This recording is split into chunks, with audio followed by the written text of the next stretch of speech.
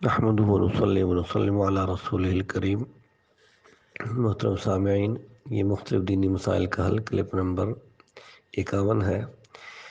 ایک دوست کی طرف سے یہ سوال آیا ہے کہ اگر رخصتی سے قبل شوہر مر جائے، یعنی ایک آدمی کا نکاح ہوا، ابھی رخصتی نہیں ہوئی تھی عورت کی کہ شوہر فوت ہو گیا، تو کیا بیوی کو حق مہر اور میراث ملے گی؟ الجواب: اگر خلوت صحیحہ نہیں ہوئی اور رخصتی سے قبل ہی شوہر فوت ہو گیا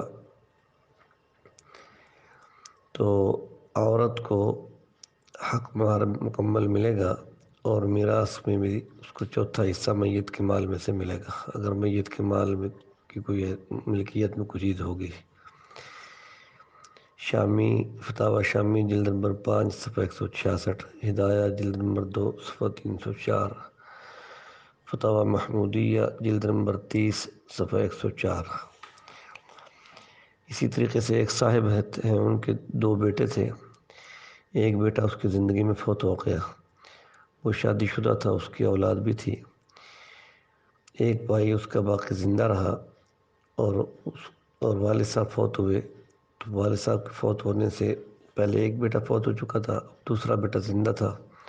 تو والد صاحب کے وفات ہونے کے بعد اب فوت ہونے والے کی اولاد کو کوئی حصہ ملے گا یا نہیں، یعنی پوتوں کو؟ الجواب: چونکہ ان کا والد اپنے باپ کی زندگی میں فوت ہو چکا تھا تو وہ محروم گیا، وارث بنے بغیر فوت ہو گیا، اس کا حصہ تو ان کو ملے گا نہیں۔ اور یہاں جزء میت موجود ہے، یعنی میت کا اصل بیٹا موجود ہے، جب اصل بیٹا موجود ہو تو پوتا بھی محروم ہوتا ہے۔ الاقرب فالاقرب کے اصول کے تحت بیٹا تنہا وارث ہوگا، پوتوں کو کچھ بھی نہیں ملے گا۔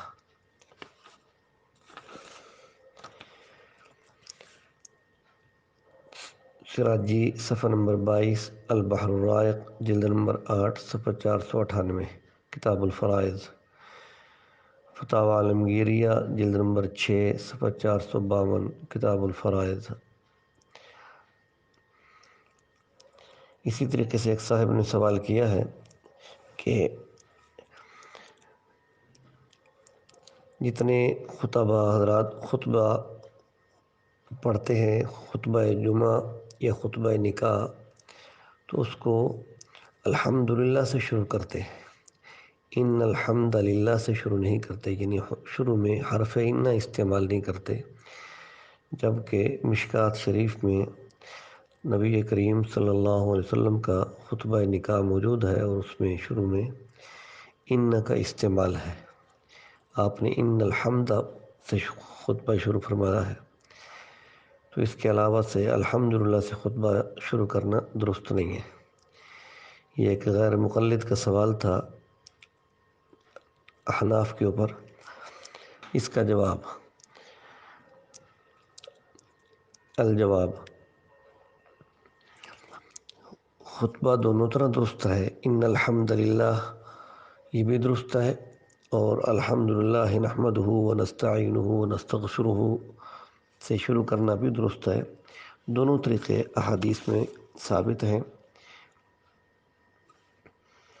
اس میں عمل الیوم واللیلہ، اس کے صفحہ نمبر 552 پر الحمدللہ سے بھی ہے، اور راوی کو شک ہے کہ آپ نے ان الحمد پڑھا یا الحمدللہ پڑھا۔ اور اسی طریقے سے ابو داود، مسند ابو داود طیالسی جلد نمبر 1 صفحہ 394 پر بھی یہی روایت راوی کی شک کے ساتھ ہے، راوی کہتے ہیں کہ آپ نے الحمدللہ سے شروع کیا یا ان الحمدللہ سے شروع کیا۔ اور اس کے علاوہ خود پیغمبر دو عالم صلی اللہ علیہ وسلم کا خطبہ نکاح جب شاہ حبشہ نے سیدہ ام حبیبہ سے نبی کریم صلی اللہ علیہ وسلم کا نکاح کیا تھا، تو اس وقت جو خطبہ پڑھا شاہ حبشہ نے تو وہ الحمدللہ سے پڑھا۔ میں اس کے الفاظ پڑھ دیتا ہوں۔ یہ میرے سامنے سیرت المصطفیٰ ہے، علامہ ادریس کاندھلوی رحمۃ اللہ علیہ کی، جلد نمبر 100 صفحہ 246 پر یہ شروع ہو رہا ہے۔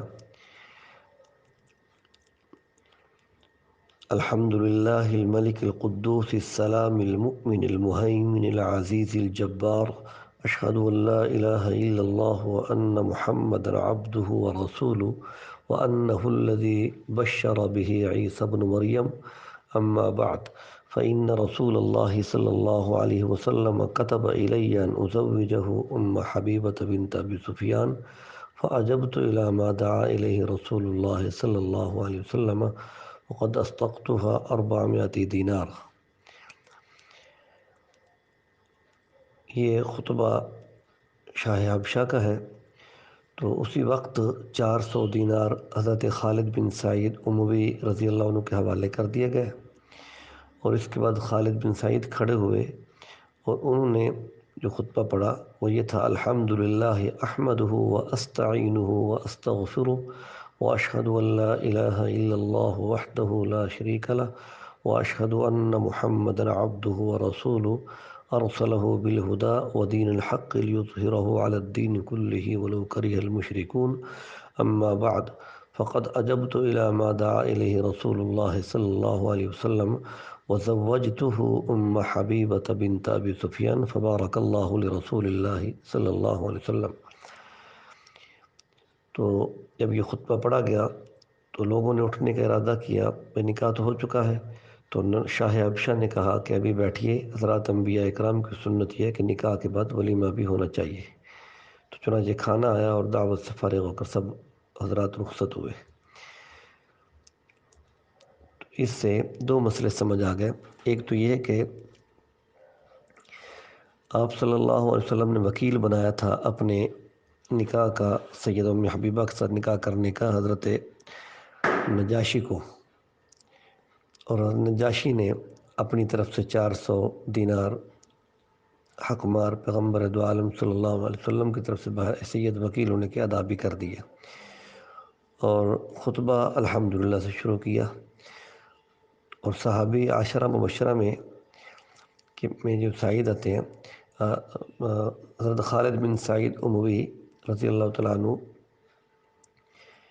وہ بھی خطبہ شروع کر رہے ہیں تو الحمدللہ سے شروع کر رہے ہیں، اور اس میں ولیمہ شاہ حبشہ نے کیا۔ تو آپ صلی اللہ علیہ وسلم کی خلوت نہیں ہوئی تھی، خلوت سے قبل شاہ حبشہ نے یہ ولیمہ کیا، تو اس سے یہ بھی معلوم ہوا کہ ولیمہ پہلے کرنا بھی درست ہے،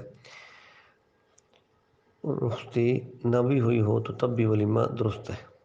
نکاح کے بعد ولیمے کی گنجائش لکھی علماء اکرام نے، افضل تو یہی ہے کہ رخصتی کے بعد ولیمہ ہو۔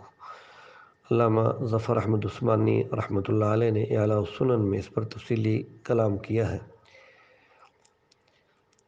اور تیسرا حوالہ ہے کہ پیغمبر دو عالم صلی اللہ علیہ وسلم کی ذات گرامی کے پاس ایک قبیلہ قبول اسلام کی حیثیت سے حاضر ہوا، بنو تمیم کا قبیلہ۔ تو ان کا ایک خطیب تھا، اس خطیب کو بھی آپ صلی اللہ علیہ وسلم نے اجازت دی تقریر کرنے کی، تو اس نے الحمدللہ سے شروع کیا۔ تو اس کا جواب دینے کے لیے پیغمبر دو عالم صلی اللہ علیہ وسلم نے ثابت بن قیس رضی اللہ تعالیٰ عنہ کو فرمایا کہ اس کا جواب دو۔ تو صحابی نے کھڑے ہو کے خطبہ پڑھا اور آپ صلی اللہ علیہ وسلم وہ خطبہ سن رہے تھے، تو صحابی نے بھی الحمدللہ سے خطبہ شروع کیا۔ یہ میرے سامنے سیرت المصطفیٰ جلد دوم صفحہ 566 پر ہے۔ تو آپ صلی اللہ علیہ وسلم کے سامنے خطبہ الحمدللہ سے شروع ہوا ہے۔ اگر یہ خطبہ غلط ہوتا تو اللہ کے نبی فرماتے ہیں ان الحمد سے شروع کرو، انا۔ تو اس لیے اگر انا نہ بھی شروع میں لگائیں، الحمدللہ سے شروع کریں تو یہ درست ہے، جیسے تمام خطبہ اکرام پڑھ رہے ہیں۔ یہ غیر مقلدین ان حضرات کی یہ جہالت کی دلیل ہے۔ اسی طریقے سے ایک صاحب نے سوال کیا ہے کہ ہم نے یہ سنا ہے کہ حضرت امام احمد بن حنبل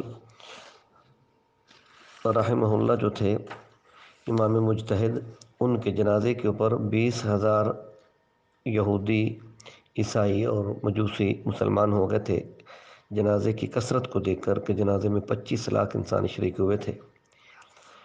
تو کیا یہ واقعہ درست ہے؟ الجواب: یہ واقعہ درست نہیں ہے۔ شیخ التفسیر والحدیث حضرت محمد موسیٰ روحانی بازی رحمہ اللہ جامعہ اشرفیہ لاہور کے شیخ الحدیث تھے۔ حضرت کی کتاب مقدمہ شرح البیضاوی، اس میں صفحہ نمبر 21 پر حضرت فرماتے ہیں کہ مدت سے مجھے اس حکایت میں شبہ تھا، تو الحمدللہ میری رائے درست ہوئی کہ یہ واقعہ درست نہیں ہے، کہ علامہ ذہبی جیسے محقق اس کے بارے میں فرماتے ہیں وہی حکایت منکرۃ، تو یہ حکایت درست نہیں ہے، یہ واقعہ درست نہیں ہے۔ امام احمد بن حنبل کے جنازے کے اوپر کوئی مسلمان نہیں ہوئے کافر، یہ لوگوں میں غلط بات مشہور ہوئی ہے، اور شیخ یہ فرماتے ہیں کہ اگر کوئی ایسا واقعہ پیش آتا تو اس وقت بغداد میں وہاں بڑے بڑے علماء اکرام موجود تھے، جہاں امام احمد بن حنبل کا وہاں جنازہ بھی ہوا بغداد میں، اور وہیں پر ہی سارے صورتحال ہوئی، تو وہاں بڑے محدث تھے، حضرت مروزی، صالح بن احمد، عبداللہ امام اور حضرت حنبل، تو ایسے یہ لوگ تھے جنہوں نے بہت سے واقعات امام احمد بن حنبل کے عجائب میں سے نقل کیے، لیکن یہ واقعہ کسی نے بھی نقل نہیں کیا، تو اس لیے اس واقعے کو بیان نہ کیا جائے، یہ واقعہ درست نہیں ہے۔ اسی طریقے سے ایک صاحب نے سوال کیا کہ امام المحدثین والمتکلمین حضرت مولانا محمد قاسم نانوتوی رحمۃ اللہ علیہ کا عقیدہ پیغمبر دو عالم صلی اللہ علیہ وسلم کی حیات کے حوالے سے کیا ہے؟ الجواب، حضرت کے حوالے سے کتاب لطائف قاسمیہ، اس کے صفحہ نمبر 3 پر لکھا ہے کہ انبیاء اکرام کو انہی اجسام دنیاوی کے تعلق کے اعتبار سے زندہ سمجھتا ہوں۔ دوسری کتاب حضرت کی ہے ہدیۃ الشیعہ، حضرت مولانا محمد قاسم نانوتوی رحمۃ اللہ علیہ نے ایک کتاب بنام ہدیۃ الشیعہ کتب الارشاد حضرت مولانا رشید احمد گنگوہی رحمہ اللہ کے حکم پر تحریر فرمائی تھی۔ اس میں حضرت فرماتے ہیں کہ رسول اللہ صلی اللہ علیہ وسلم بلکہ تمام انبیاء اکرام بالیقین قبر میں زندہ ہے، اور حدیث لا نورث ما ترکنہ صدقہ، کہ ہماری میراث نہیں ہوتی، جو کچھ ہم چھوڑ جاتے ہیں وہ صدقہ ہوتا ہے، جس کے راوی حضرت صدیق اکبر ہیں۔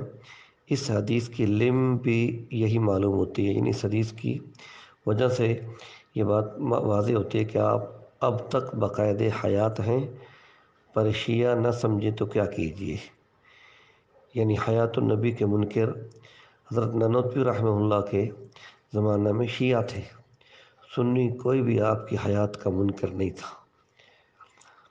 یہ صفحہ نمبر 268 اور 269 ہے ہدیۃ الشیعہ کا۔